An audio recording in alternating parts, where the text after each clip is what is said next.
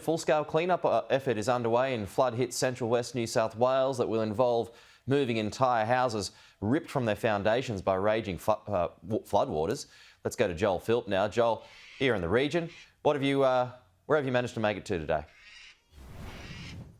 Well, Pete, we're trying to get into some of those worst hit areas, but we're here on the outskirts of Goolagong, zigzagging through these regional roads and finding constantly issues like this. You can see behind me a road that's absolutely swamped by water. We've found cars that have been abandoned, that have been submerged in there, and also birds that you can probably hear around me, water birds that are swimming on what once were roads. So this area, this region is still cut off, and that's why a huge effort is underway, including rescue helicopters, international support workers like people who have been flying in from Singapore to Sydney this morning, beyond that military personnel, and also teams of volunteers. Now, the hardest hit areas are, of course, Eugowra and Forbes. Forbes has seen its flood peak today, coming in after a third wave of heavy flooding.